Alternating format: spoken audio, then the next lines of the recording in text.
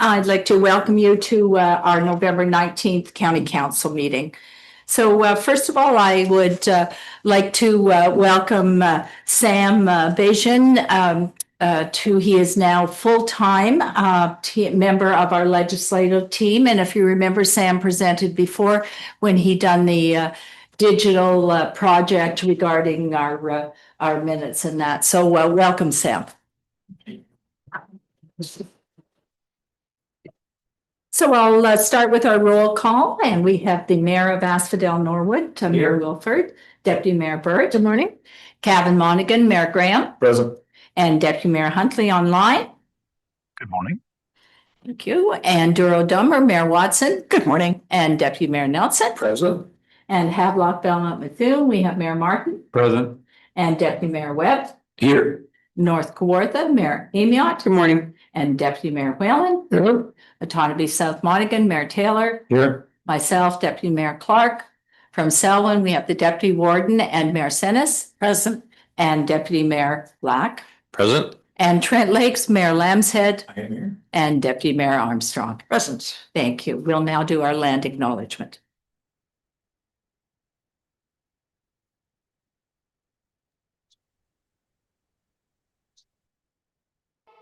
With deep respect, we acknowledge the lands and interconnected waterways that bind us together, the foundation for all life. These lands serve as a keeper of history and stories and are a source of inspiration. In recognizing this, we embrace that all living things possess an important energy and purpose. We extend the utmost gratitude to the original peoples who have been caretakers of these lands and waters of this region from time immemorial, and to this day who continue this commitment. Peterborough County's dedication to reconciliation remains steadfast. In this spirit, we are committed to nurturing meaningful partnerships and connections that contribute to an environment of prosperity and well-being for all generations to come. This acknowledgement is made on the Treaty 20 land and the territory of the Mississauga Anishinaabe, and within the traditional lands of the Mississauga and Chippewa nations, collectively known as the Williams Treaty First Nations. Further, our gratitude is extended to the nations of Alderville, Beausoleil, Curve Lake, Georgina Island, Hiawatha, Rama, and Scugog Island.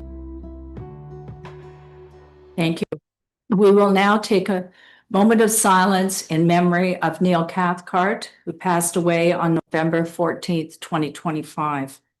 Neil was a Cavan councillor from 1991 to 1994. County Council and Reeve for Cavan from 1994 to 1997.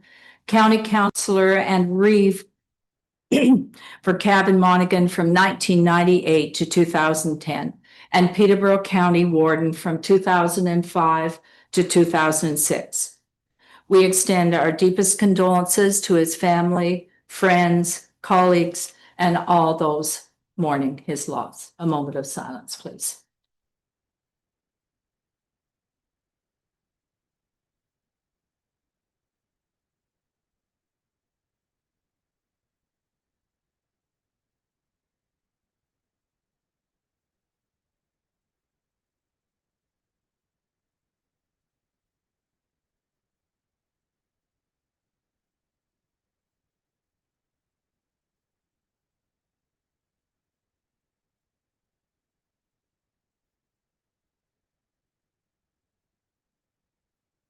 Thank you.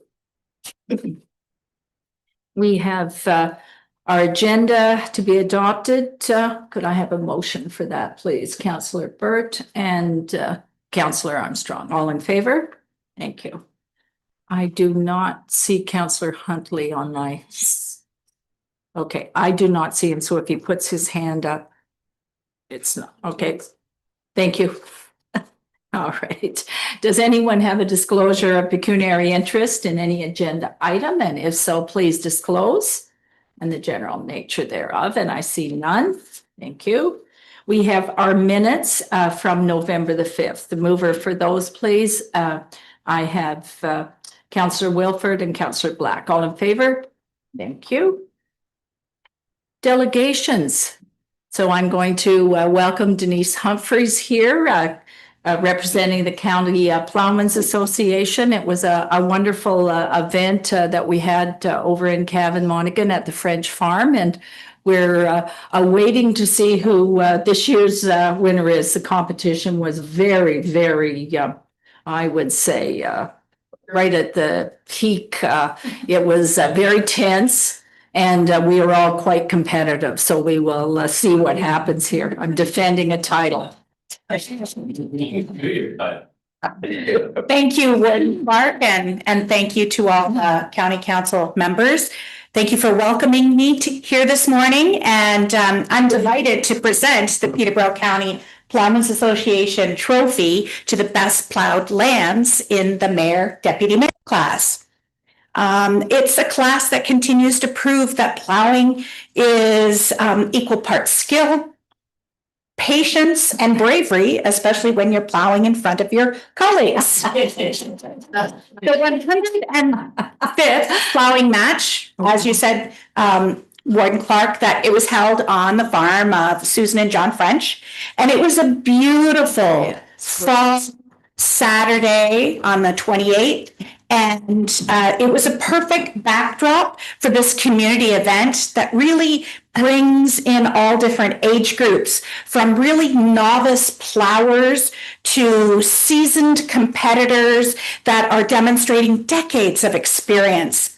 And it was a day to really showcase not only competition, but also the importance of keeping our agricultural traditions, equipment skills, and rural heritage alive and front and center. Now, everyone thinks that plowing is simply just driving in a straight line. They really don't know. They haven't spoken to a judge at a plowing match. And this year's Mayor Deputy Mayor class proved that point very clearly. The judges reported, especially to me, that it was one of the most difficult classes to adjudicate. They reported that they analyzed everything from the best covering of the stubble and the grass to the neatest ins and outs, and of course, the straightest furrow. Now, let me tell you, it was a tight race, very tight. Has it, the judges' tape measures got quite the workout.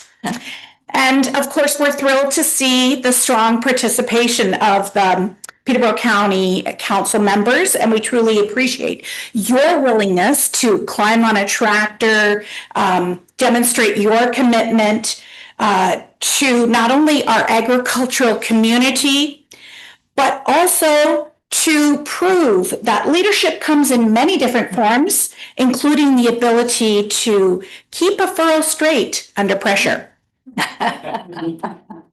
So thank you, Council, for your support for the Peterborough County Plowmen's Association and for helping to ensure that our rural traditions remain thriving, valued, and passed on for our future generations. So please join me in celebrating the winner of the 2025 Mayor, Deputy Mayor class. Our champion is not only someone who is skilled, but also becoming a legend in themselves. Warden Clark.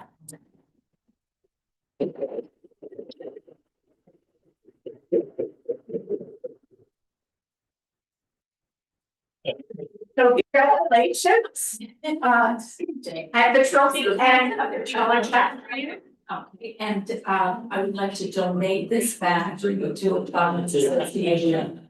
Thank you so much. Thank you for all the work. It takes a huge amount of volunteers to put this together, and thank you for keeping the history alive. It's very important. So anyway, thank you, and wow, thank you.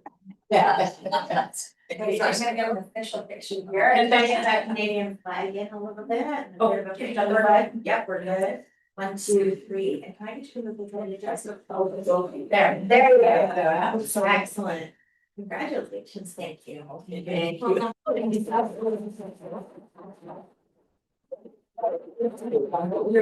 the ability to look at, so that's great, thank you. Thank you so much. That's awesome. There we go. And Denise was saying I didn't have the trophy because Denise is very devious. She gets the trophy and keeps it until the name is put on. But Warden Cathcart was also a recipient of the plowing trophy as well. So thank you, Denise. All right, the suspense, the pressure's on for next year. I'll be practicing all winter. All right. And we're ready now for our next presentation. Alexa Wild, she's the Senior Asset Management Advisor and Team Lead for PSD Citywide. All right, please go ahead, Alexa. Good morning. Thank you for having me. I just want to make sure that everyone can see my. Yes, we can. Perfect. Thank you very much. I don't know how I'm going to follow that presentation, but hopefully I'll do half as good a job. So thank you. If you need any skills on plowing, I'm certainly willing to for a price for the county to instruct you on that. So just saying. Might have to take you up on that one day. So thank you very much for having me. My name is Alexa Wild. I am a Senior Asset Management Advisor here at PSD Citywide, and I'm pleased to present the county's 2025 Asset Management Plan. A quick background, of course, we do asset management planning because it's the best way to plan for future expenditures for the municipality, but also it is a legislative requirement under OREG 58817. So with this plan, you are now in compliance with the 2025 requirements. Key staff that have contributed to this asset management plan, the main lead was Dan Sutherland. However, I need to ensure that we emphasize that it's a team effort and we had great contributions through finance, engineering, operations, facilities, etc. So I'm really proud of your administration and the information that they were able to provide. So as I said, this is part of the regulatory requirements for OREG 58817. This is the final milestone in the building blocks that we have gone through over the last 6 years for asset management planning. So it started with requiring an asset management policy back in 2019. Your first asset management plan required in 2022, which needed to address core infrastructure, including roads, bridges, stormwater, and water wastewater. I know that as an upper tier, you do not have water wastewater. So your plan was much more focused on transportation infrastructure. By 2024, you needed to add in your non-core assets, and that is your fleet, your facilities, your equipment. And this year, the requirement expanded on that further, where we not only needed to look at where we currently are for our assets or the current levels of service, now we need to look into the future for the proposed levels of service. What happens if we do X, Y, or Z, and is that appropriate for our municipality? So for updates with the OREG, after this plan, after the 2025 requirements, moving forward, asset management plans need to be updated once every 5 years. So that would be like a more major update, updating the data and the statistics that are going into it. However, every municipal council needs to do an annual review of its asset management progress on or before July 1st of every year. So this is to make sure that whatever recommendations are in the asset management plan, do they still meet our needs? Are we achieving our goal? Do we need to readjust partway through?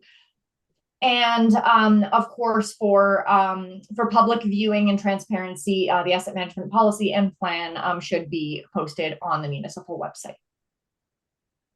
So as a quick recap of the state of the infrastructure, this is the first time that your asset management plan has pulled both core and non-core together into one report. As the 2022 plan was only the core, and then the 2024 plan only addressed the non-core add-ons. We've now compiled it into one portfolio here. So overall, based on 2025 replacement costs, you do own about $1.9 billion worth of infrastructure, heavily focused in your transportation network between your roads and bridges.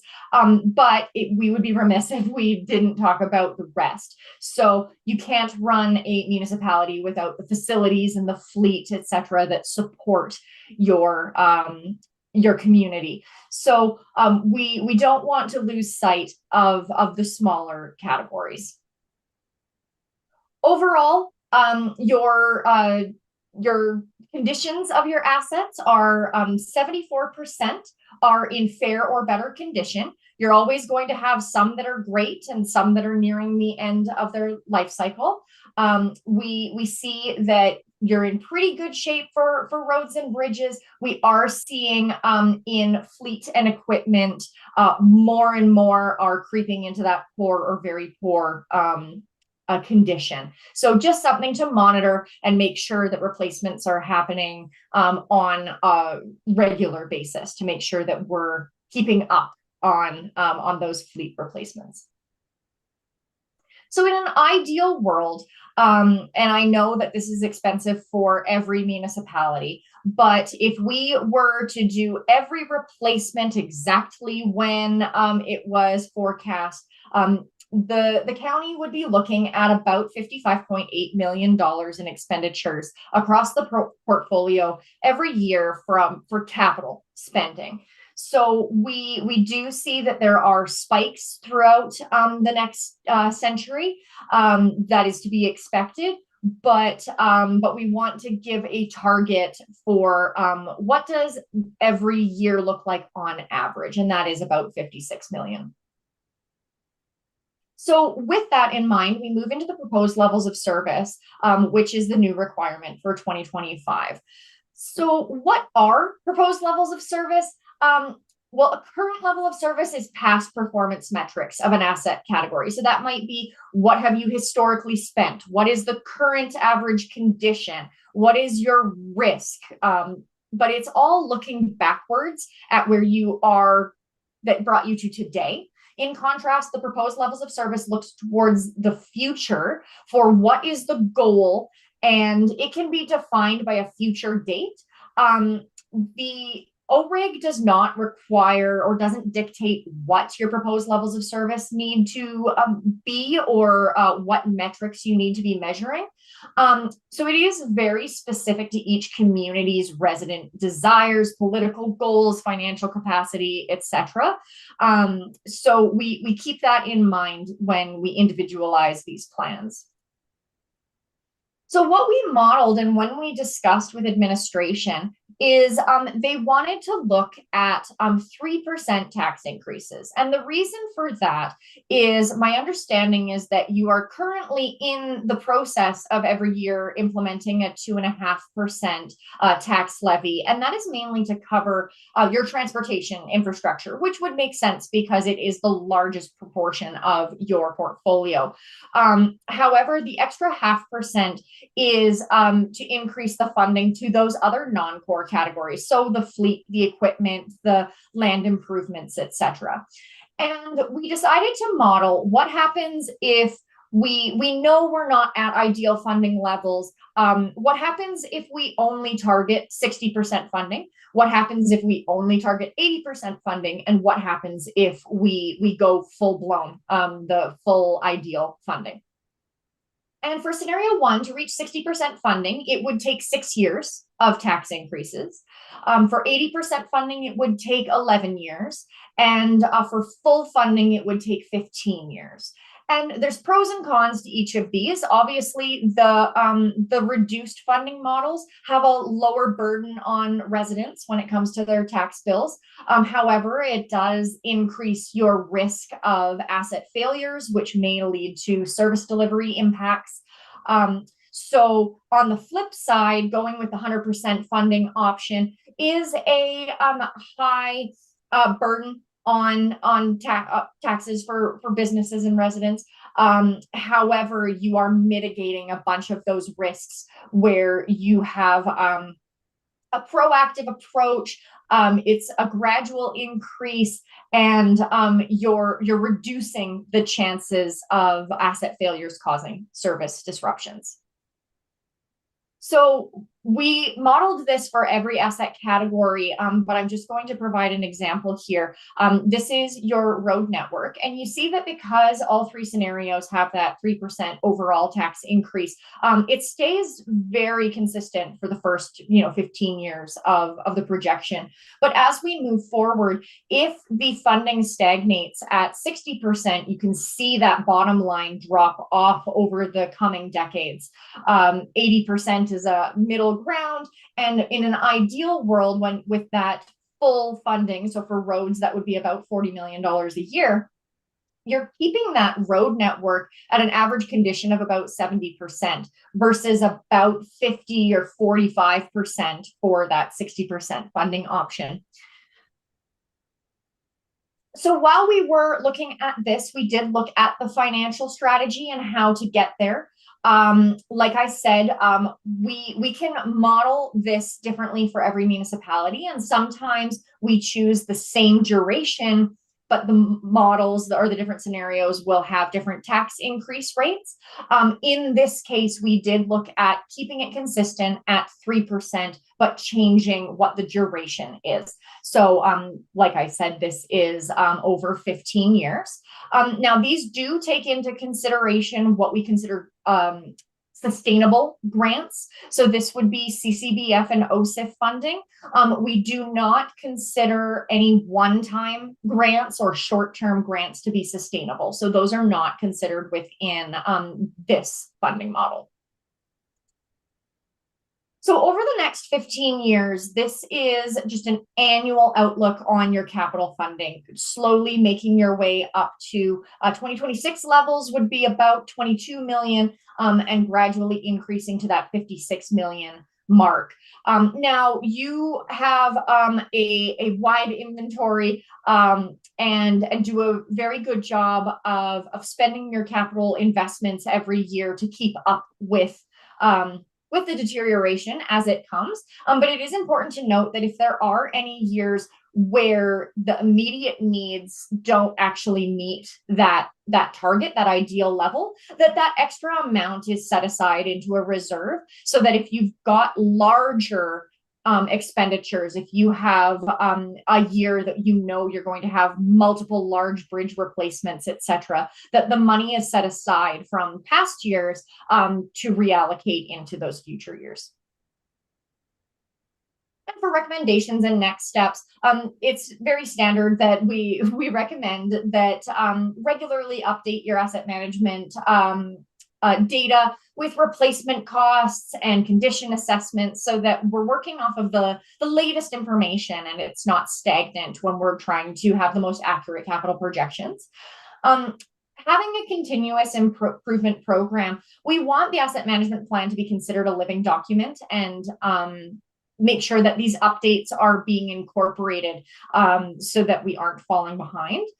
And looking at the annual operating budget to see if there's any improvements that can be made. If there's, let's say, condition assessments that would be better handled by a consultant rather than your internal staff, can we fund that to make sure that we're supporting this data?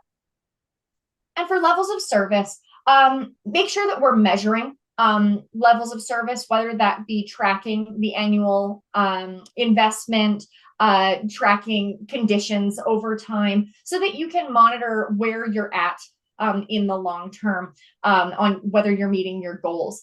And then consider if any changes to the proposed levels of service need to be adjusted for the next iteration of the asset management plan.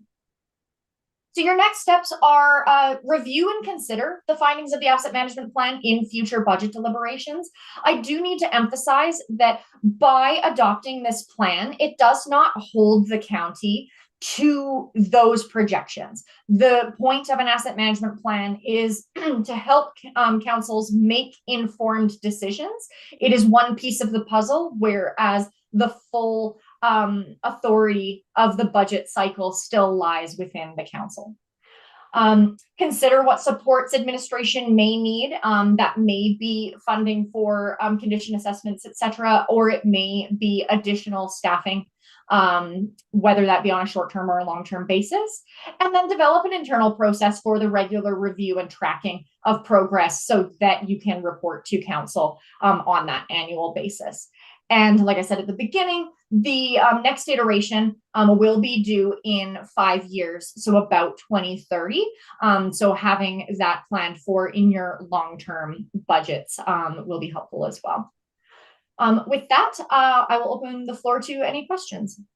Thank you, Alexa. And just for everyone to know that certainly infrastructure is one of the priorities of the county, and every time the county meets, or the Eastern Ontario Wardens Caucus, which infrastructure is also on their priority and part of their plan, that we are lobbying for that. And Minister Kinga Surma is quite aware that through the entire province that these infrastructure plans cannot be funded. It's just impossible. So we keep that at the forefront. But anyway, thank you for this, and we'll open it for questions.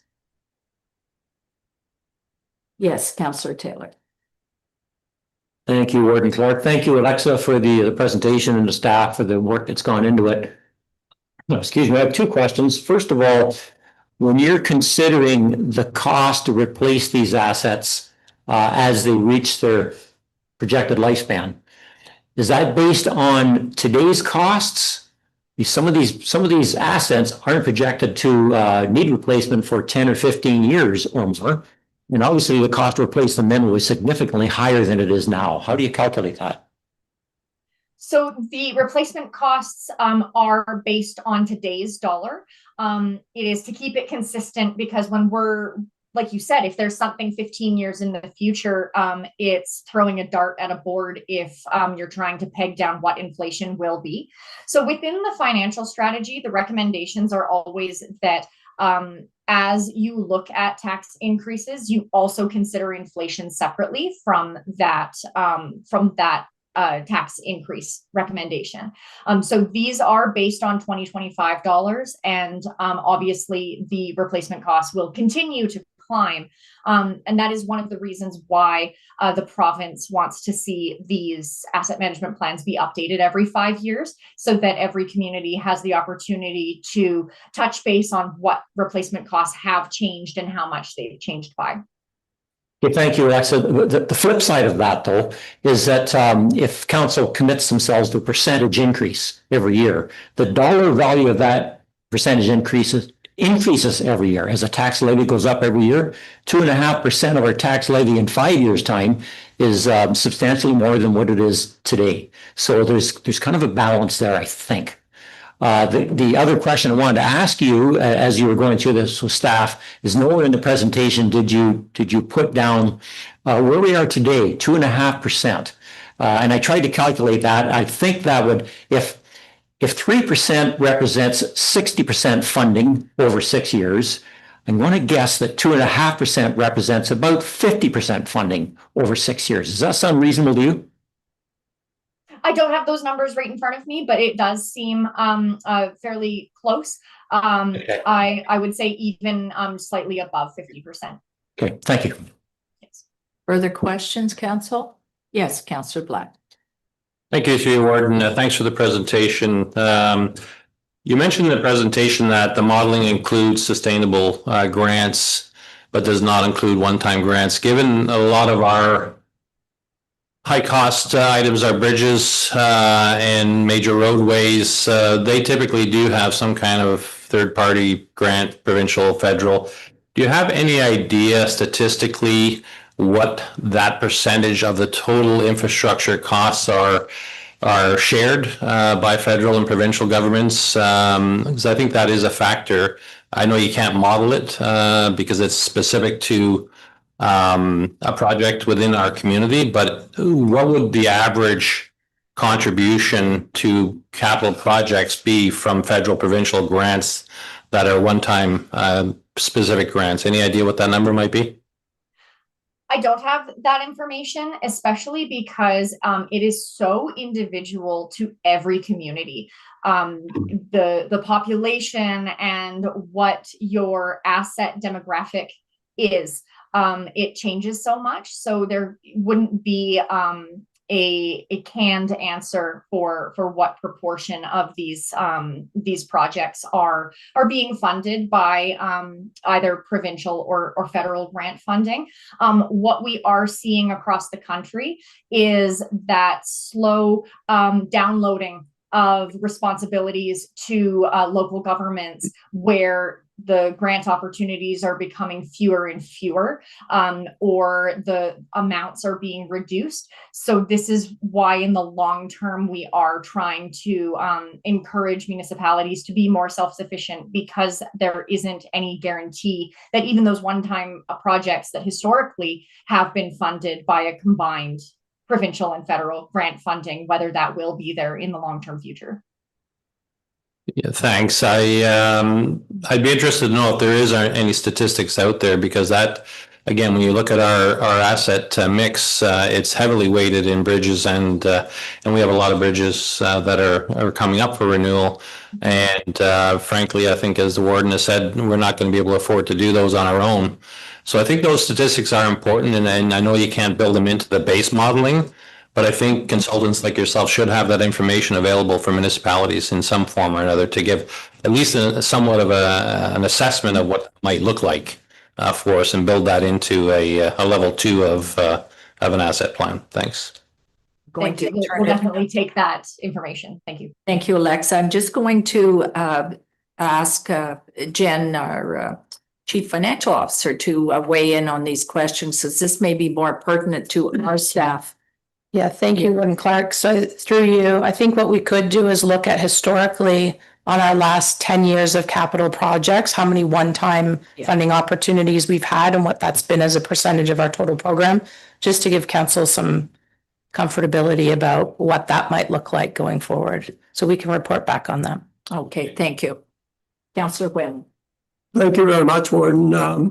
I think Jen would probably answer this as well or better than the account or the consultant, but on page 35, the total available funding, that means what the money we have now to work on is only $20 million for the whole thing. And we get $4 million of it from basically $4 million from the grants. So you're saying that the budget for that is only 16 million? We've been given that much money. We've been giving money to them for 20 years over and above the thing. What did they start with? 0? Maybe negative for us. Through the warden, I don't know what we started with, but I do know that we have approximately $17 million built into that this year's budget, and that's by adding the 2.5% each year. That's what we've accumulated that amount to. But that includes their base as well? That's our base dedicated infrastructure levy. Council adds 2.5% to it every year. That stuff, yeah. So that's grown to 17 million. And then on top of that, we have federal gas tax, which is no longer called that, and the OSIF funding.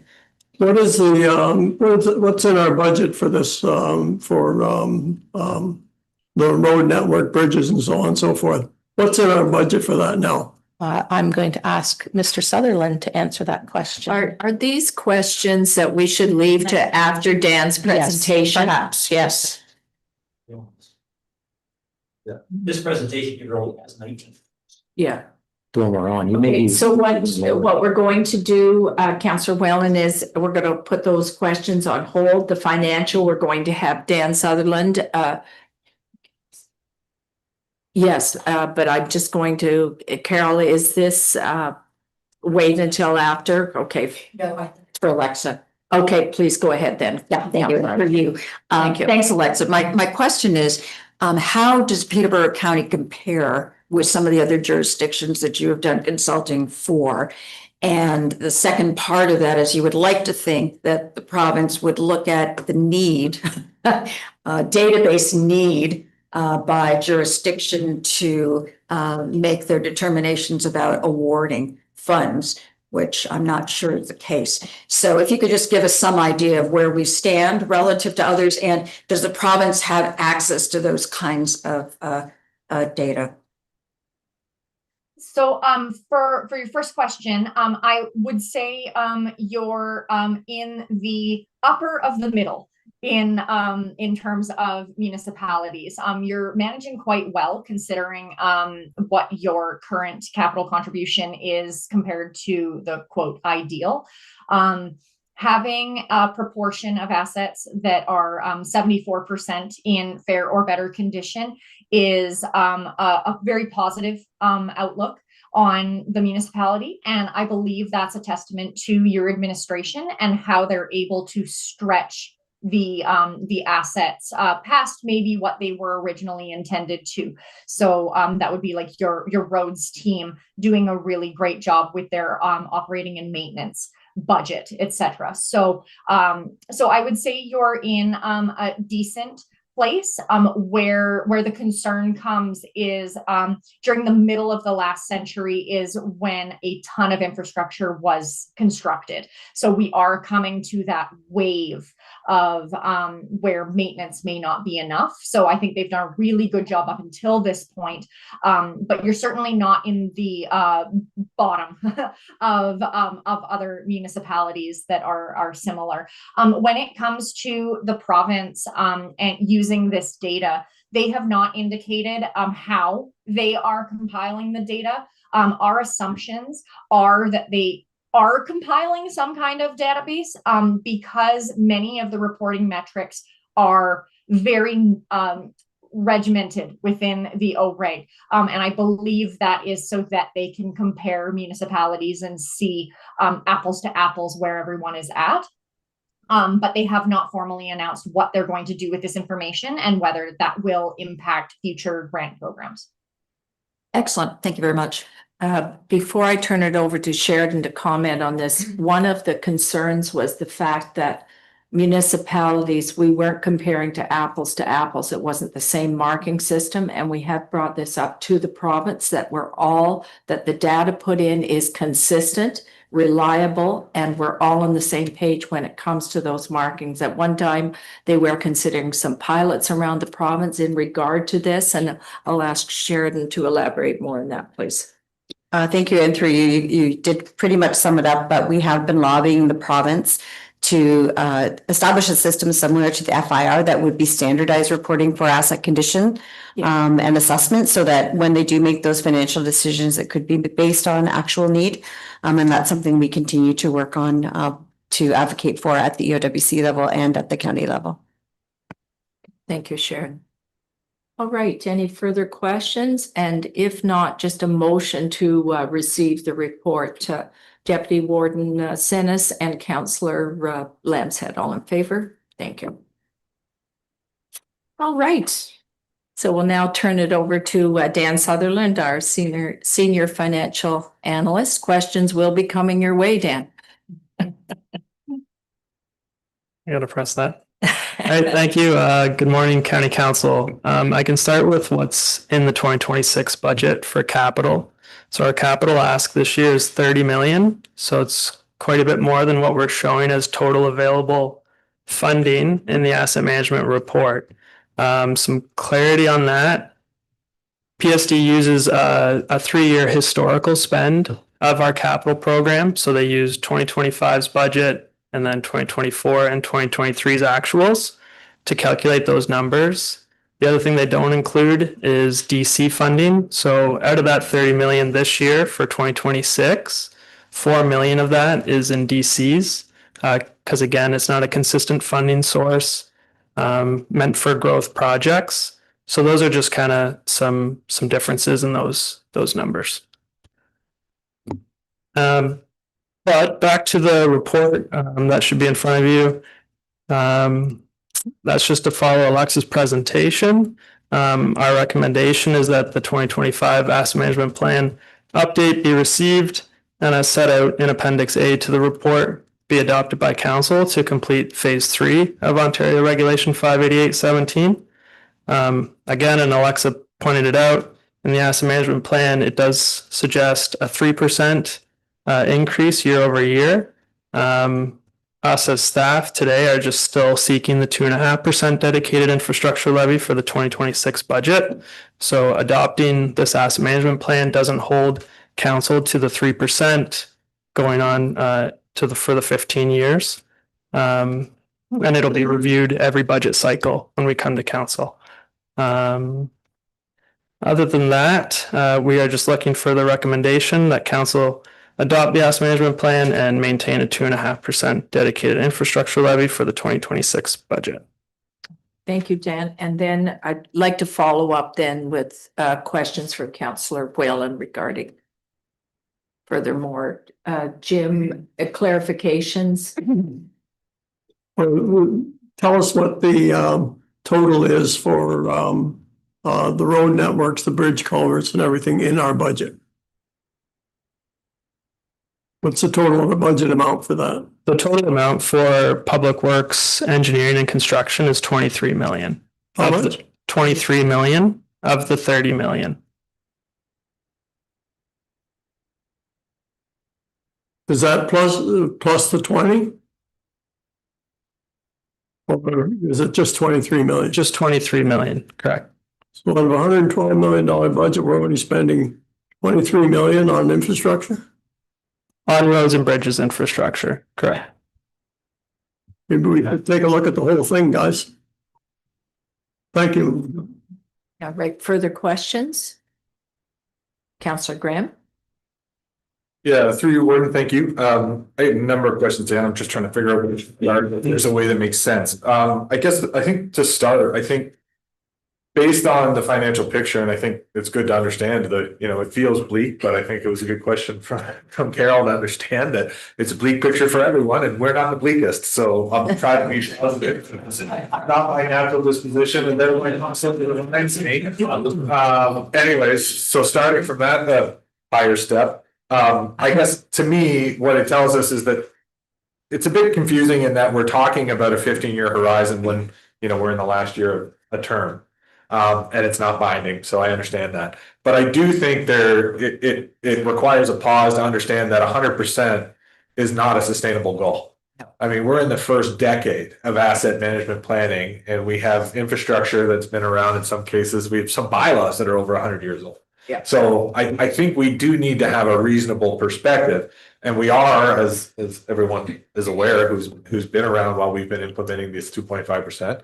We're making hard decisions and committing to improvements. I think twofold. I think we need to get a better understanding of exactly how we're doing it, because I think the percentage is a precarious way to go about it, because it can be lost and confusing in the weeds. But I think in the budget, we can have a bit more clarity on that. But I think first things first, I think we need to understand, and I think the report kind of asks for it, we need to decide what level of service we're going to pursue. That's not established yet. Like, that's one of the things we need to direct. So I think we should have a conversation, or council should discuss that, the implications of 100% funding. I think that's unnecessary, and I think it's overly punitive to, as ambitious as it may be. I don't think it's feasible. And so I don't want to start out pursuing a target that's not feasible or maybe responsible, because we've changed a lot about how we do the budget process. But to Jim's account, we're getting further along than we have been ever before, but we also have issues with getting things, completed in a year. So maybe, Dan, can you talk to us about maybe the implications of, I also noticed in the report, there was allusions to, more what would I say, life cycle extending technologies that might not be implemented if you're going to the 15-year 100% funded. Whereas I know some of those, like culvert relining, for example, is a huge part of the municipal, of our cost recovery and our asset management plan to prolong some of the life cycle. So I would hate to commit to 100% and not be taking advantage of some of these best practice technologies to elongate that infrastructure, knowing that 100%, in my opinion, at least, is not financially feasible. So can you maybe speak to the implications of maybe adjusting that level of service?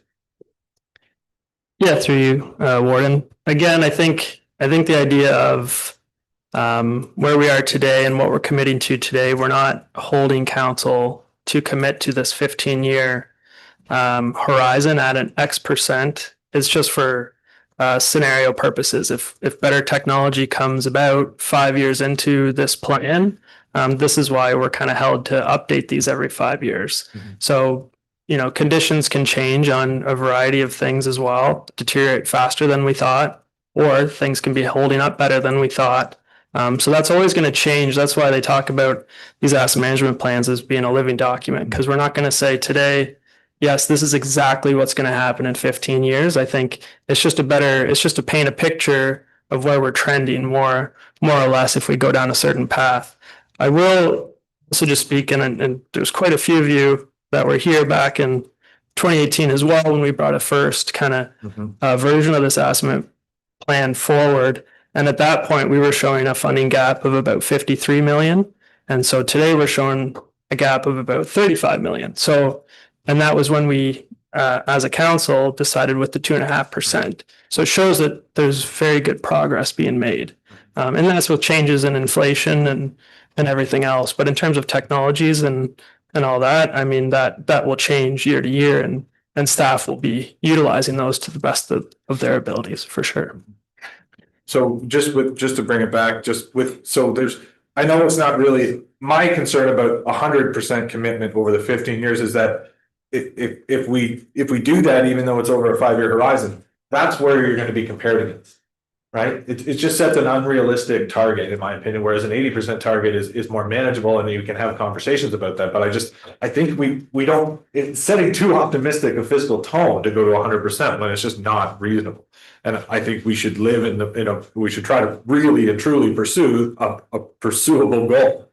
But then, so my other question aside from that then is, one of the things that I just wanted you to speak to, because what I don't see sort of reflected in some of the presentation is the growth factor. Because in addition to a 2.5%, we've seen in the document, we've grown by about 11.9% over the last 5 years from population growth. Well, that not every single person, but all those people that with properties and the growing housing market that we see. I know it's a bit stagnant now, but with the 407, we are going to be on the precipice of a tremendous growth pressure. And it doesn't matter if you're at Norwood or Cavan-Monaghan or Selwyn, it's coming. And so that, in my perspective, is in addition to the funding that we know, there's a lot of talk even federally about coming to the table with some of this infrastructure funding from a nation building perspective. But growth is also an outlier that, because it can't be so accurately forecast, but we know we are growing year over year. And that is going to further exacerbate the implications of the amount brought in by the 2.5% commitment. So, to me, there's a lot of reason for more. We're actually even further ahead if we're expecting any accumulation of growth whatsoever. And that 2.5% is kind of lifted up by that amount as well. Am I right in that it's not really forecasted from a growth standpoint in some of the projections, or am I wrong? Yeah, so on that, we do use our 10-year transportation plan outlook. Yeah. So those projects are built into the plan as future expenditures. Again, anything beyond that 10-year scope, it gets a bit trickier. So it's not really included. If there's a major 4-lane highway needing to be built in a 20-year cycle that we don't know about today, that's where it gets kind of tricky. So I'm not talking about the population growth, right? Because that expands the tax base so that when, even at a 0% tax level increase, we're bringing in more this year than we would have last year because of growth. So if we take the 2.5% away, from a year, 0%, we're still having more of a tax base than we did the year before. And then that 2% is being compounded on top of that. So we're exponentially getting closer. That 2.5% is having an exponential, inflation of growth as well. So we're actually faster pursuing those targets. So that's more what I'm talking about. You're right, though, that growth does pressure, but a lot of the existing infrastructure that we own, there's not a lot of new county infrastructure being built. County infrastructure is needing to expand. And most of that is DC eligible because it's growth related. So as long as DCs don't go evaporate, which is, I think, we're all, hoping that, I don't know how that could possibly do, but So I think if I'm hearing correctly, there's not really a population growth forecast factored into the projections of the accumulation towards asset management. Is that correct? Yeah, I'm gonna say no. Okay. Yeah. Perfect. Thank you. And I think to that point, Councillor Graham as well, and we talked about the costs. And we all know what, when we're buying new fire trucks or buying something for the fleet. So I'm thinking the growth kind of helps that inflationary part. It's kind of, it's fuzzy because it really is a guesstimate when we're looking that far ahead. Jen? So through you, Warden, to Councillor Graham's point, I agree completely. That's part of why we left the asset, or the dedicated infrastructure at 2.5 this year. We want the opportunity to revisit that financial modeling, come back to council in 2026 with a greater review on what's happening with asset management, what's happening with development charges, and then what we think our operating pressures are, so that we have that longer term view holistically for all the costs within the county. Okay, thank you. Good points. Any other questions? Yes, Councillor Black. No, Councillor Taylor first, then Councillor Black, I see. Thank you, Warden Clark. And I made the point earlier to Alexa that it'd be interesting to know what the answer to this is, but 2.5%, was it 2018 that we started the dedication? Okay. It'd be interesting to know how much money that represented in 2018 and how much it's going to represent in 2026. You know, and I think that would be an eye opener for council because to Councillor Graham's point, the tax levy keeps increasing. And so 2.5% of that levy keeps increasing as well. But Dan, my question to you is, and I'm going from memory here. I like your numbers a lot better than what my memory recalls, because I believe at one point when we started out with this 2.5% dedication for infrastructure, our deficit was around $100 million. And over the course of a few years, we saw an improvement and we got it down to around 90 or 88 million.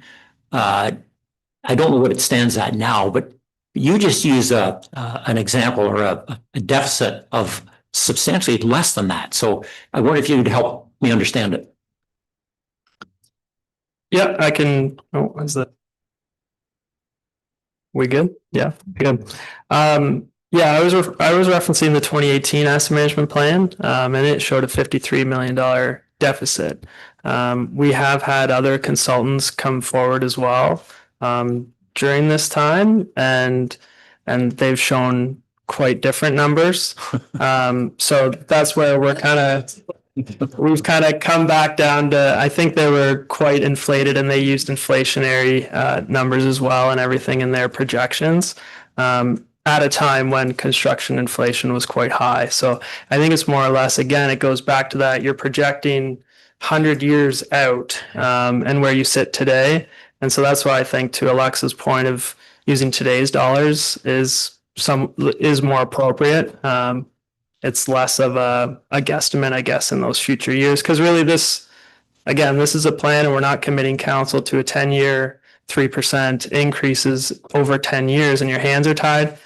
These are all projections, and then we come forward with new technologies, new budgets, new asks, different asks in a year-to-year budget cycling, and that's the purpose. We can't predict everything. And once you're past 10 years, it becomes quite difficult to project. So follow up if I can, Dan. This is very encouraging because this is the first time that I've heard that $100 million deficit that we were told existed a few years ago may have been overinflated, and the actual values in today's dollars, according to the latest information we have, is about half of that. So that's very good news. Thank you. Councillor Black. Push it? No.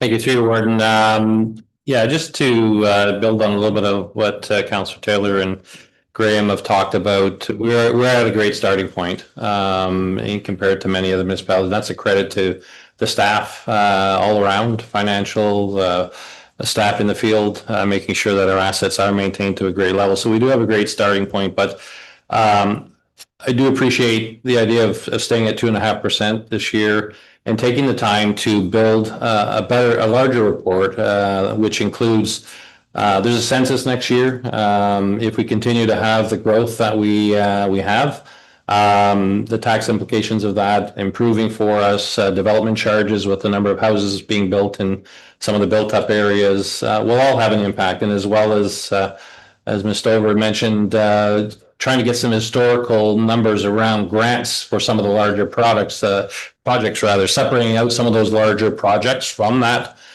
number, and saying, okay, you know, we can expect 50% of that to be covered by the province or the feds. So now what does that number look like for us longer term? I think those are factors that they're secondary factors, they're not guaranteed, but at least it gives us a more realistic picture based on what we know today, that it might look like 15 years down the road for us. So I would appreciate seeing that level of detail over the next year.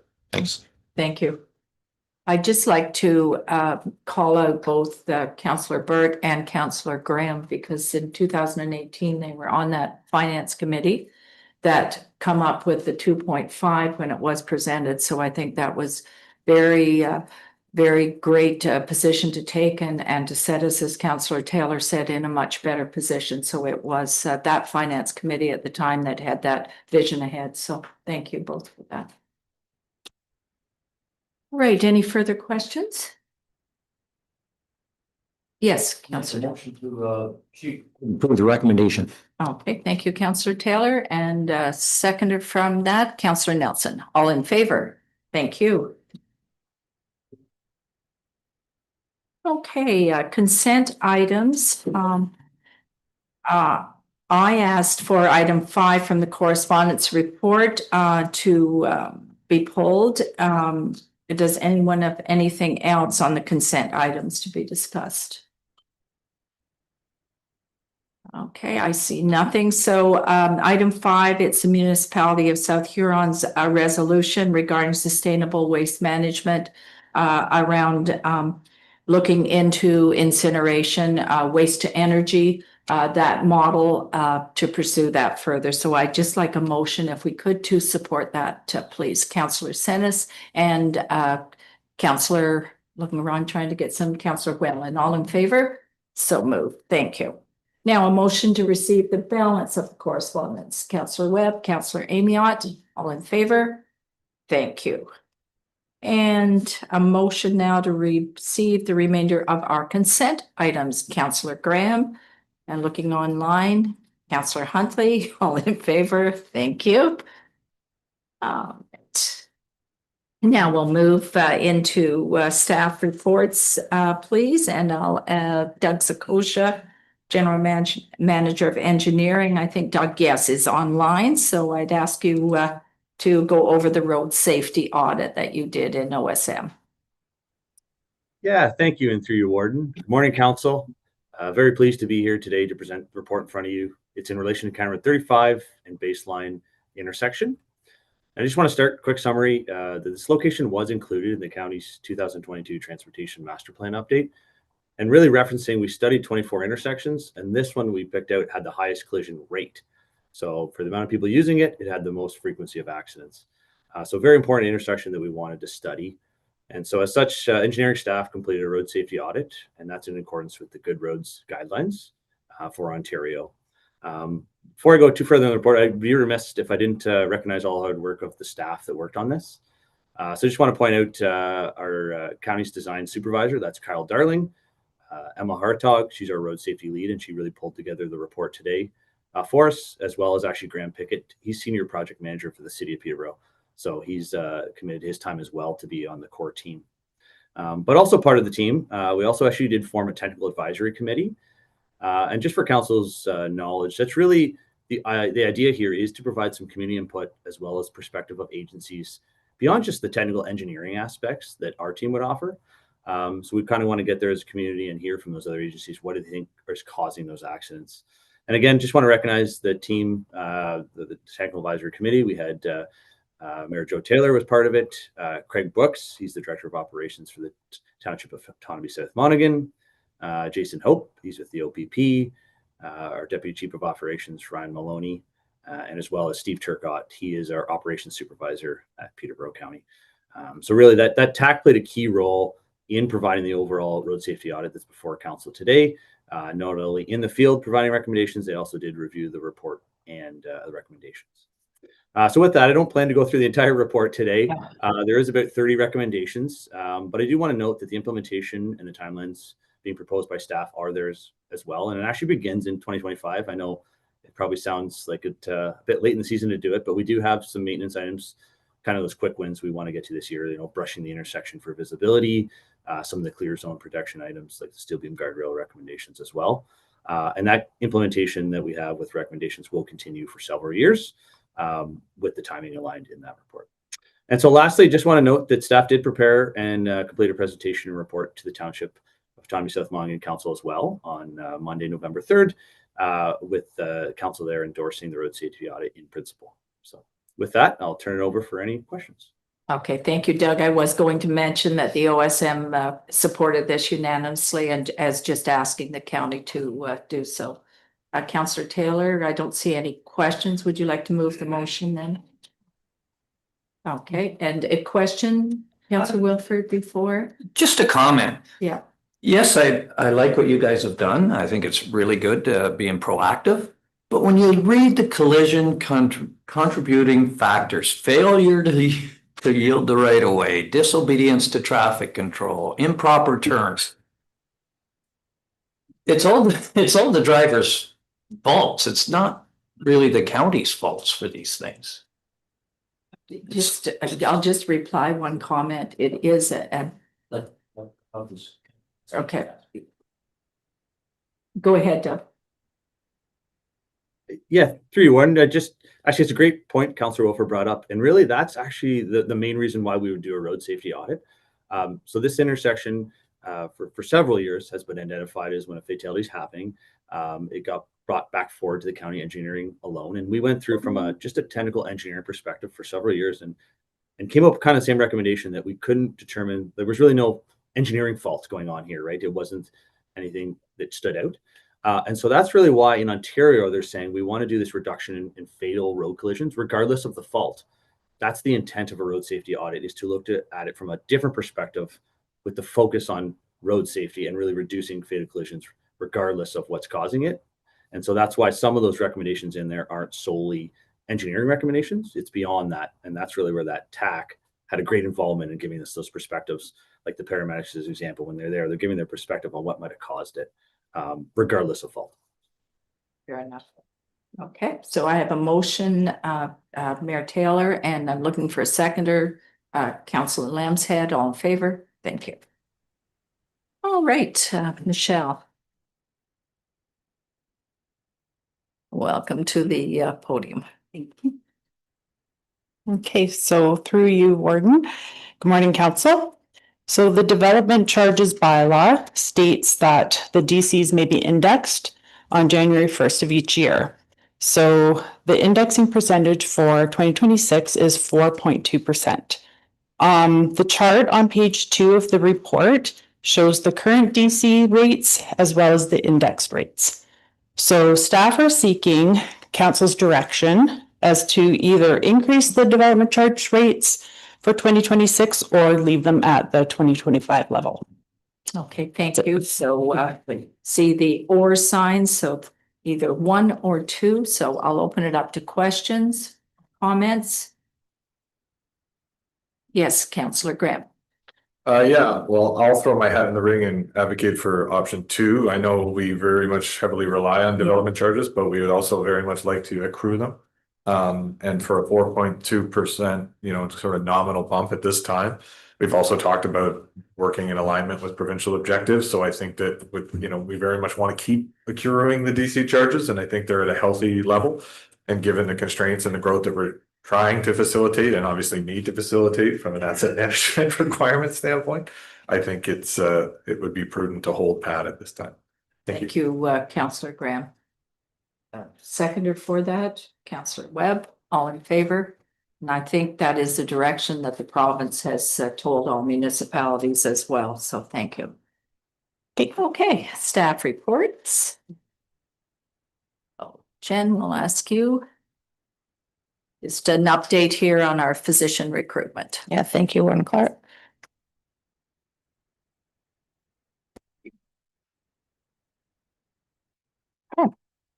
I just wanted to give you a quick update on where things stand with physician recruitment.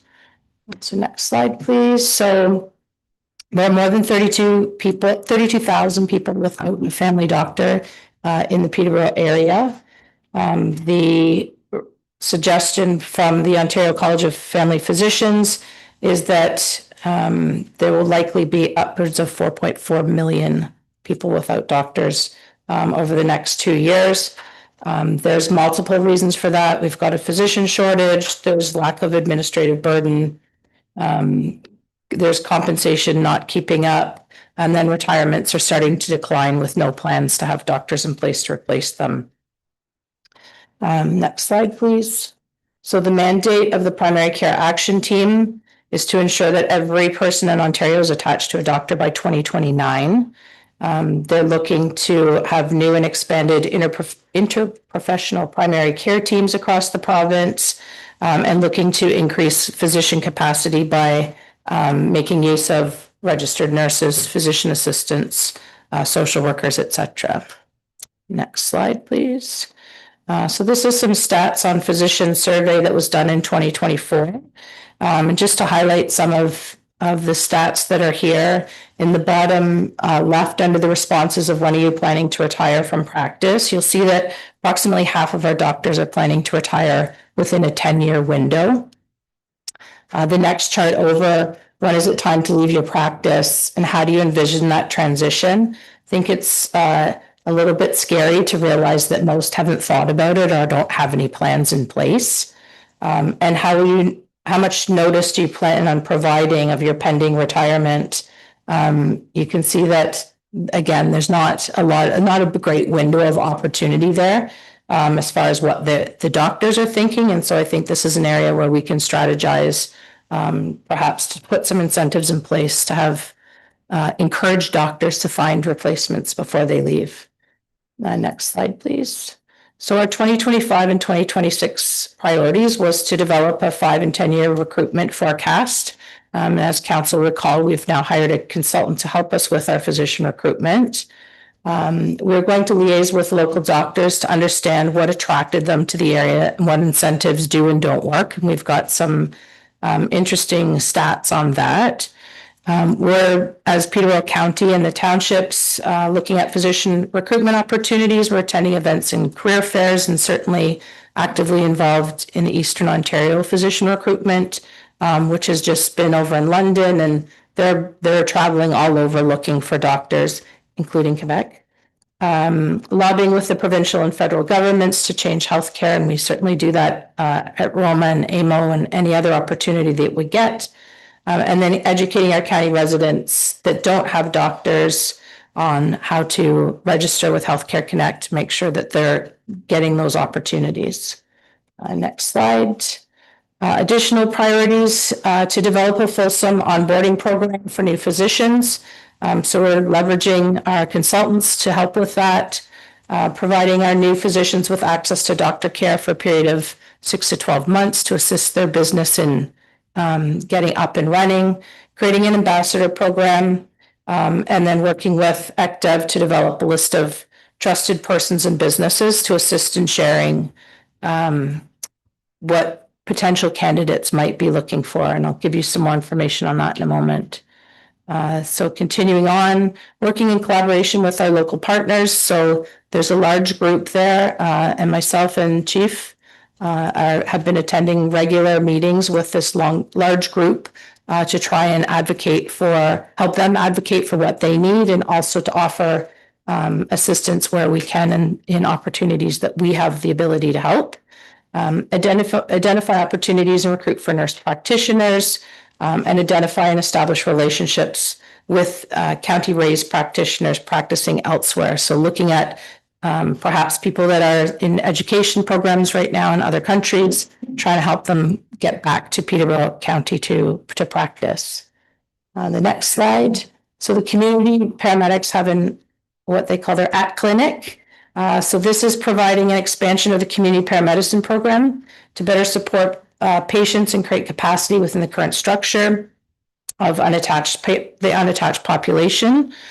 This enhanced model utilizes the advanced training and broad scope of practice community paramedics to deliver comprehensive health assessments in clinical settings. So an example of that would be our community paramedics going into like a retirement home and being able to treat patients there. Next slide, please. So this initiative provides appropriate referral pathways, including but not limited to connections with physicians, either virtual or in person, nurse practitioners, pharmacists, and they can see on the, I won't read through it, but the scope of services that our paramedics can provide. So again, this is going out into the community, trying to reach those that are unattached to provide services. Next slide. So our recent activity, we have hired a consultant, as you know, a third party to help us with physician recruitment. We've had a meeting to introduce them to the CAOs. We've toured the local clinics and introduced them to doctors so that they're aware of what's happening. And we've also done an education session for staff to help us understand more the nuances of what the struggle is in getting doctors, particularly from other countries. We've developed a business case to support unattached patients through community paramedicine. This was an idea of setting up a clinic where we could establish community paramedics to help deal with minor issues that either a pharmacist could write a script for or help relieve doctors from having to deal with that. We had a business case. Unfortunately, the province is indicating, we just found out that they're not going to support it. But we'll continue to advocate for that and see if there's other ways that we can deliver that program. Other recent activities, again, strengthening relationships with healthcare partners. So as I mentioned, the chief and I are regularly meeting with the greater group with Eastern Ontario, continuing to participate in those meetings. We're updating our communication strategy and website. So that's still the old, we're asking people to register with us if they were looking for a doctor. So we're going to be changing that communication over to have them register with Healthcare Connect and providing more information that way. And then developing a physician recruitment incentive program or welcome package. So we have heard that, doctors coming into the country can often wait 3 to 6 months before they ever see a paycheck. So partnering with our local businesses to see if we can put together a bit of a welcome package that will help them land on their feet. Whether that's negotiating for a car rental for the 6 months or helping them find homes, whatever we can get from our businesses that will help them with that. So we're working through that program. And then I will be coming back to council probably in the new year to look at an incentive program. Again, do we want to incentivize retiring doctors that there will be some monetary incentive to them if they find a replacement before they leave, as an example. So we'll float some ideas out to council and get some feedback on that and see if we can develop a full program so that doctors coming into the community know what to expect. And then the last recent update, we do have a doctor coming to visit Peterborough County next week. We won't get into too much detail because we don't know if they'll actually sign on here. But just to give council the idea that our consultants are actively working for us and we do have some leads that we're following up on. So with that, we'll take any questions. Okay, thank you. Questions? Yes, Councillor Watson. Yeah, thank you, Chair. Thanks so much for the update, Jen. I appreciate that. I'm curious with the consultants, what is their, it seems like there's a lot of activity going on. What is their contract? How long are they going to be currently working with us? Will they be coming to council at any point in time to provide any updates? What can we look forward to from the consultants? Through the warden, so I'll start that and then see if Sharon wants to add anything further. So our contract with them is for 1 year, just so that we can see whether it's working or not. I don't know if we can have them come to county council if that's the wish.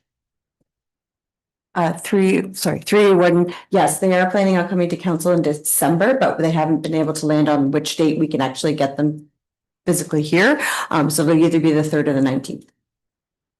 And follow up. And Warden, thank you just about. So it's a 1-year arrangement. When did they begin that work? I'm just a little, I would say concerned, the website not being updated. I know that's on us and them. And I think we probably had to have a strategy in place before we did that. So I'm just wanting to make sure that undoctored,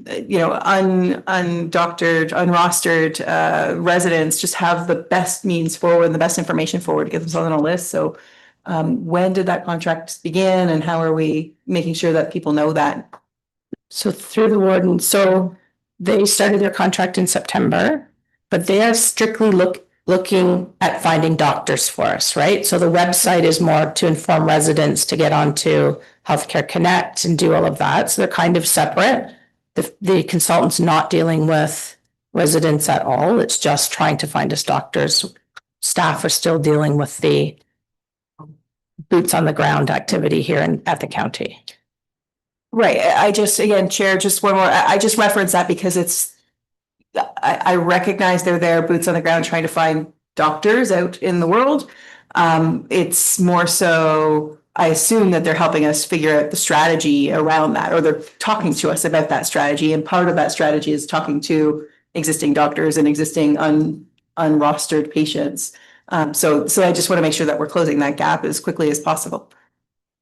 Yes, so they actually are working directly also with the FOs. So when they're bringing the doctor in, they're actually working with the FOs that they're trying to bring physicians in for, and meeting with those doctors. So they've met and made connections with the physician leads at the FOs as well, so that they can have those conversations.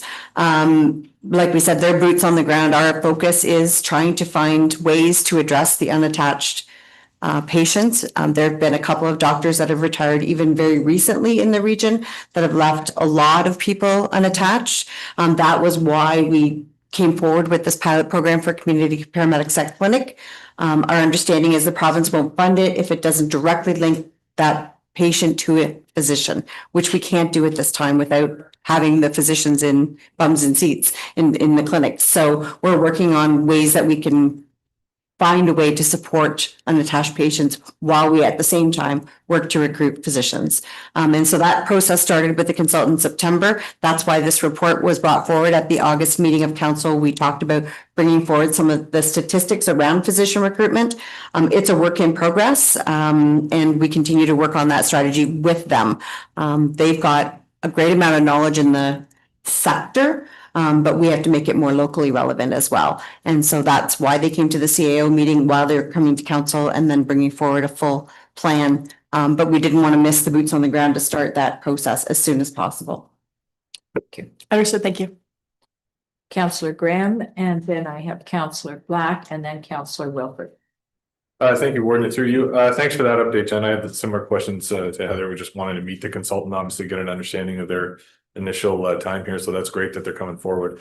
I think the only other thing, being very involved in the local effort in the municipality and on the medical board that we have, I do think it's important that if there and when we're exploring potential recruitment incentive programs, I do think it would be very pertinent and prudent to consider not just incentives for those coming, but those that are here. Because I can tell you, being in a municipality that is a benefactor of a younger doctor, there is occasionally animosity about all of the opportunities for additional funding or free rent or you name it, those sorts of components of compensation that others are being offered that, I think I wasn't around when we recruited this young man, but I can tell you that there was an incentive program and enticements for him that are not equal to what's out there in the market today. So while we're continuing to look for and bring in new, we need to also kind of keep in mind on equity and addressing and supporting our own, because we need them to stay as robust and healthy as possible to ensure that the displacement or the lack of attachment to people doesn't get worse as it's forecast to with all the retirement. So just a thought. Thank you. Sure. Through you, yes, I agree completely that it's really important to recognize the current physicians and what they do to help bring other doctors here too. They're investing their time in helping us sell the community as well as those retiring doctors. So there's been lots of cases where retiring doctors have brought in new doctors themselves into their clinics. And I think that there's ways we can work with the current doctors to help knowing how many are retiring in the next 10 years, to work with the current doctors that are planning to retire and how we can help them transition someone into their business and into their clinic as we move forward, and working with our current doctors, because we do not want to alienate our current doctors and have them want to leave earlier because they feel that they're disincentivized for staying. Thank you. Councillor Black and then Councillor Wilford. Thank you, Sue Warden. Thanks for the report. You mentioned Quebec in your thing, and I think that's referencing the reports last week that 284 applications came to Ontario from Quebec physicians because they're changing the compensation model in Quebec. Does our consultant have access to those names, and and do we have the ability to solicit them to come to Peterborough? So through the warden, the Quebec doctors we have received direct emails or connections from Quebec doctors looking to come specifically to Peterborough County. But then we also get access to all that information through our relationship through EOPRA and OPRA. So we do have the list of doctors that are saying from Quebec that they want to come to the county, or not to come to the county, but to come to Ontario. A lot of them are looking to stay closer to Ottawa and to French-speaking communities. But that information is there. It's unfortunately, though, we're then competing with every other municipality in Ontario that's also in need of doctors. But yes, we do have access to that information. Thank you. Just a follow-up question. The other, the landscape is changing for how people manage their health with additional nurse practitioners. The paramedic program is fantastic. I think it's helping to keep those folks healthy. The community health center opened probably a month or so ago, taking patients. I think initially the patient load is mostly those disadvantaged individuals that they're accepting. Is there any communication from them when they will be accepting patients that are not from the cohort that they're focused on right now? And who is, now that we don't have a physician recruiter within the county, who is the person that is talking to the community health center about making sure that Peterborough County gets its share of open spaces for patients? Yeah, so through the warden, I don't know when they're going to accept patients beyond just, the more vulnerable community. But it's actually Tricia and Chief Bromfield and I, that are attending all of those meetings with the Peterborough Ontario Health Team and the CHC and the greater group. And I think there's been some really good collaboration and opportunity. I don't think some of them realized the extent to which our community paramedics could help them. And so I think we've developed some really good relationships through that. Thank you. Sheridan. Thank you. And through you, if I can augment that too, the CHC has been doing a really good job of working with Trent University and the nursing program to have their mobile busing unit out in the communities in the county.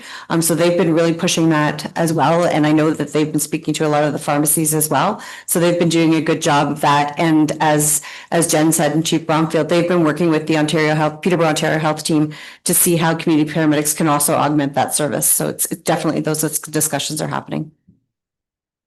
Councillor Wilford. Through you, Warden. Mr. Black asked a couple questions that I was going to refer to, and the Quebec being one of them. Our recruiter or company that we have should be right down at the Quebec border with a sign saying, you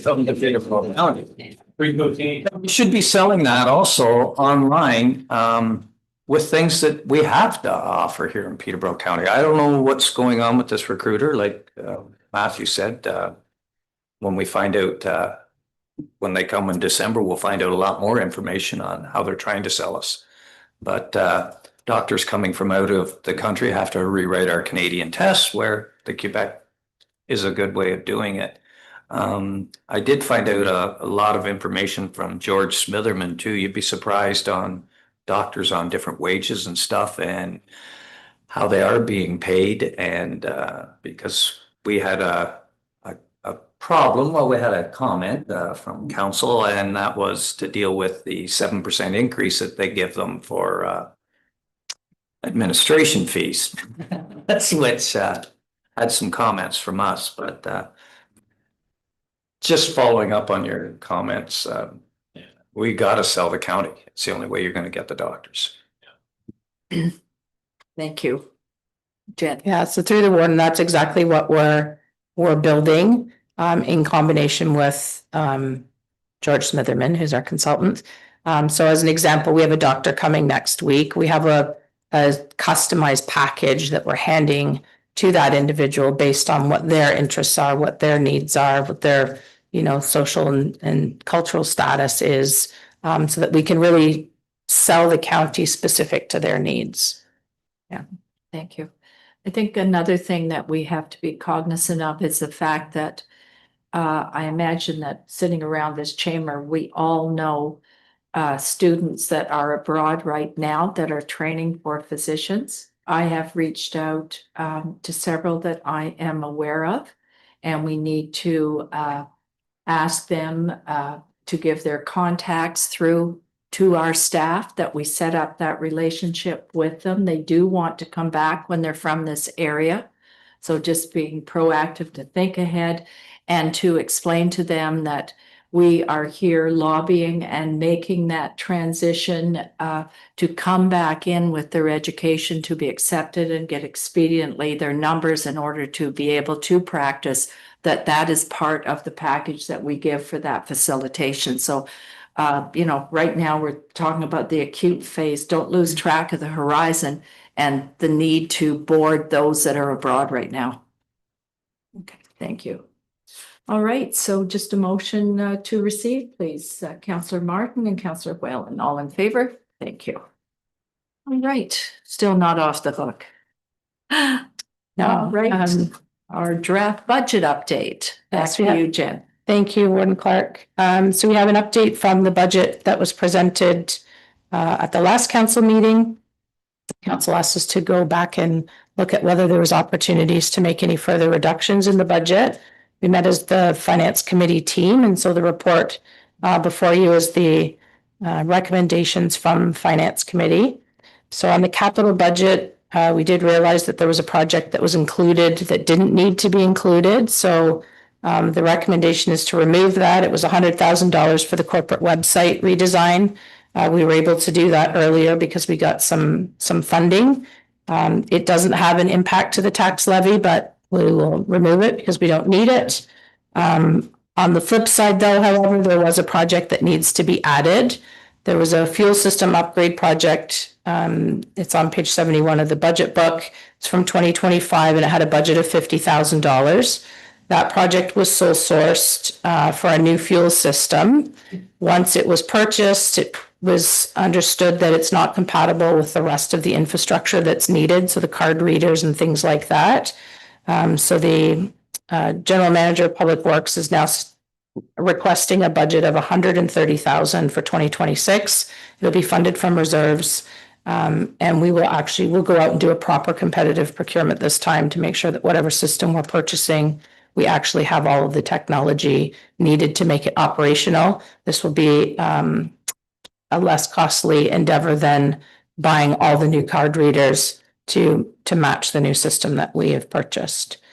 Additionally, at the last council meeting, the city was here to talk about the social services budget, and there were some questions about caseload and the impact that had on the budget.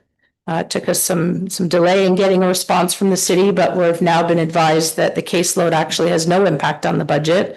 It's entirely funded by the province, and so that is not what's driving the increase in that budget. The increase is coming from their administration of that program. I can't provide you with any more details than that because that's all the information that's available in their budget book. I have reached out to the city and asked the question, but have not received a response yet. As far as reducing the budget, there was a few things that we considered as a finance committee. We looked at the corporate long-term planning reserve. So this is an asset management reserve for corporate things like IT. That reserve is fairly healthy. We don't have any significant draws coming out of that reserve in the coming years. And so the recommendation through the finance committee is that we reduce that contribution by $100,000. So it was 221. We're going down to 121. The reserve balance will still be approximately 560,000. So there's no significant harm in doing this reduction. It will bring our tax levy increase from 5.44 down to 5.29, or our tax rate increase from 4.09 down to 3.93, so just under the 4%.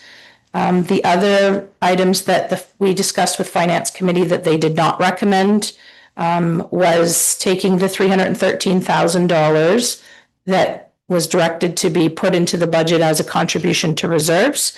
We talked about eliminating that entirely or taking some portion of that and using it to reduce the budget.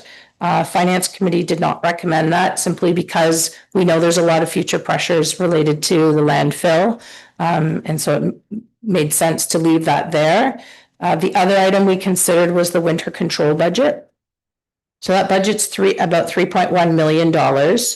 And we do have a reserve. So if we have a particularly heavy winter, we draw from the reserve. We have a light winter, we put the money into the reserve. The last number of years, we haven't pulled from that reserve. However, when we look at this particular winter, so thinking that because we budget on a calendar year, we have a winter season sort of January to March, and then another winter season November to December. Coming into November, December, we've already consumed the entire budget for 2025. So the recommend and we know we have all the ice storm costs. We don't know, although the province is saying they'll reimburse us 75%, we likely have a hit of at least $200,000 from that. So considering all of those things, the Finance Committee decided not to touch that budget. So I think that's it, unless there's any questions. We will open it to questions. I have Councillor Graham and Councillor Whalen. Through you, Warden, thank you. Thanks, Jen. Thanks for the summary and the update of both those elements. I think, when I was going back over the budget stuff based on the conversation, I think there's a few issues for me and one of them is we talked about the rollover projects, but I'm going to ask specific questions about the waste management component because we all know and have been aware for quite some time about the status of the landfill. But when I look at the reserve standpoints, we haven't, we're estimated to have about over $9 million in reserves for the landfill in 3 different reserves. And so, when we're talking about allocating, almost 600,000, actually over 600,000 just this year towards the landfill and waste management in various components. I'm just trying to, at some point, we don't have a timeline yet. We have an estimate. Yeah. But I just don't know how many millions of dollars we need to have in a reserve for the inevitable costs. I mean, when it comes to post-closure, I have a smaller understanding because we've closed landfills and I know we've finished paying off some of them and it takes a long time, but by the end of it, you're in the, nominal thousands of dollars a year.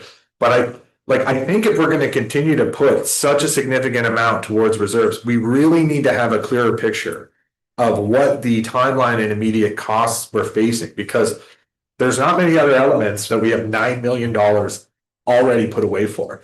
And a lot of the residents that have been the benefactor and utilization of those things are when we see 25% of our population over 65, they paid in and are paying into that service ahead of time.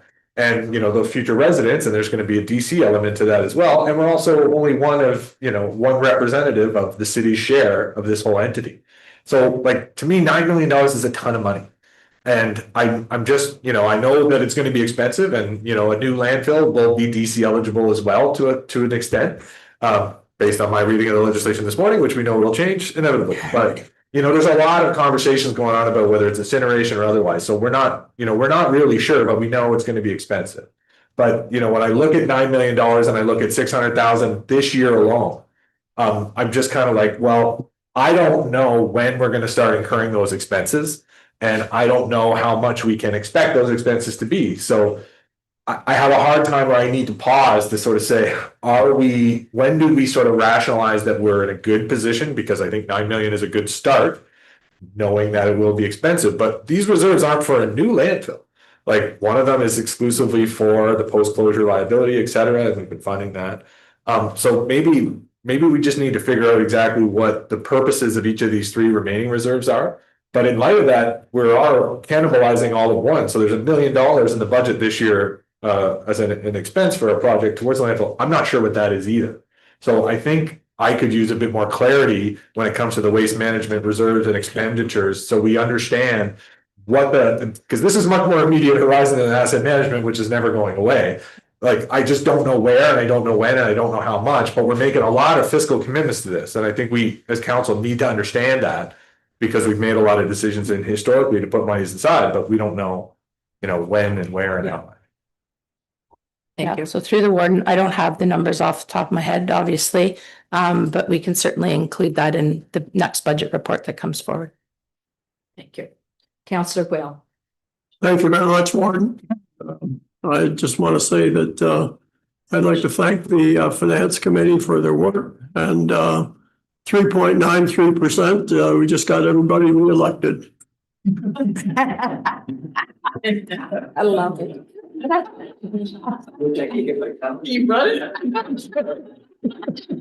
Very good, very good.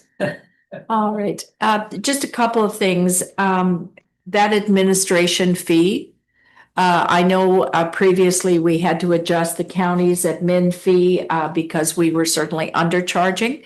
I would ask staff to review our admin fees. And if, the city is putting it up by X percent, then I think that we can justify putting our admin fee up to the same amount. So if that could be reviewed. And my other question around PKD, have we got any numbers back on that winding up for the county? Thank you, Warden Clark. Your timing is very good. I did have a meeting with them on Monday. Oh, so PCAD is now dissolved. We are expecting a refund or a check in the amount of $103,554.46. Okay. So I don't know when we'll receive that, but instructions were given yesterday. I believe I got the email. Instructions were given to the city to provide us with a check in that amount. So. Okay, thank you for that follow-up. Okay, yes, Councillor Taylor. Thank you, Warden Clark. Jen, are there any other financial figures that we're waiting on before we can really say that the budget is finalized? Is there anything from the city, any other organization? So through the warden, the city deliberated their budget over the last 2 days. So we were kind of waiting to see if there was any changes that we could expect to see from them. Based on what I'm seeing, it looks like the police budget is the only budget that they're going to consider making any changes to. So I think from my perspective, our budget is as good as it's going to get unless we get direction from council to do something else. Okay, but from your perspective, we have what we should have, what we need to have. Correct. Thank you. So does that mean you'd like to make the motion? No, you tried that the last time. I don't give up. Matthew. Yeah, sorry, through you.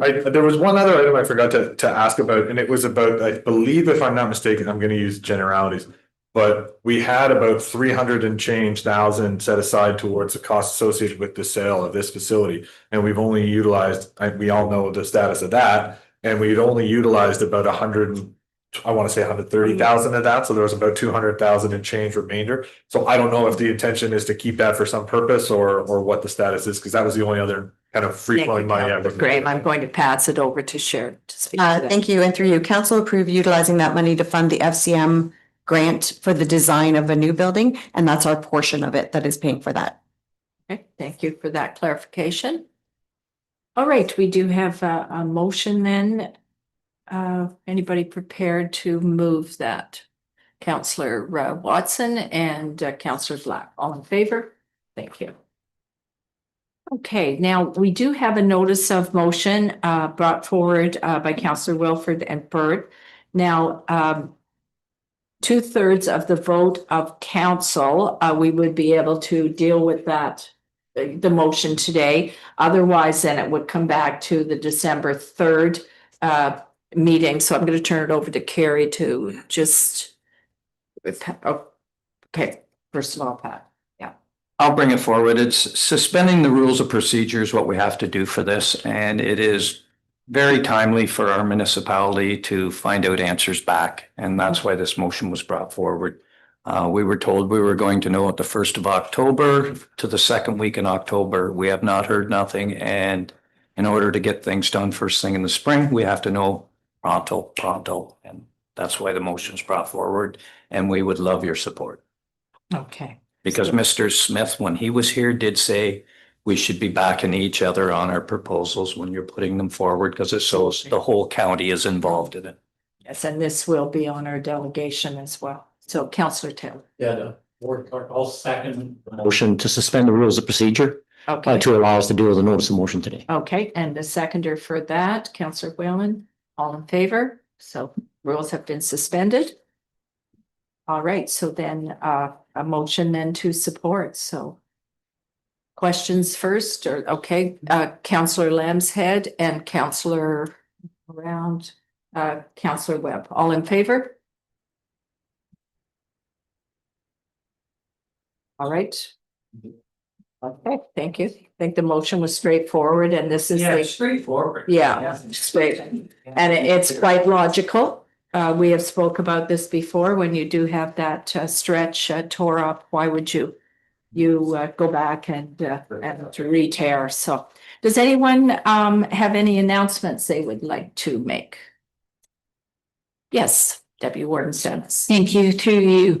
I just wanted to mention that we have a friendly competition with the mayor of Trent Hills, Bob Crate, in Northumberland, as to who can collect the most of these pop tab things for beer and pop. And right now, Northumberland is beating Peterborough County by about, I think, 15 pounds, if you can believe 15 pounds of these. Anyway, we were ahead the last weigh-in. So the final weigh-in will be January the 13th. But I'm just asking my colleagues if you we have Christmas parties coming up, and if you can save them and get them over to me or to the Legion in Lakefield. The beneficiary of this is guide dogs that would be supplied to the area for the people who need them. So it's a good cause. Okay, so we have until the end of December to get the tabs to you. Yes. Deputy Warden. Okay. And Peterborough County will not be losing out. Get on those tabs. Just for clarification, Yeah. just the pop tabs, or is it No, it could be. Pop of beer, whatever. like your cat? Oh, yeah. Oh, I got plenty of your. No, just the tab. So it is any can. I'm quite familiar with the guide dog organization. It's run by the Lions Club. Have always been for leader dogs. So it's any tab off any can. It could be a can of fruit that has opened that way, take the tab off. It could be canned cat food. So any tab on a can is eligible for the weigh-in. Okay, Peterborough County will win. The Deputy Warden will be on top. So, all right, thank you. Any further announcements? Any parades coming up? Christmas parades? Last weekend was ferocious. We had a few, yes. I think through you, Warden, I think I mentioned it last time, but on the 29th is our Santa Claus parade and our nightly market for Christmas. Okay, very good.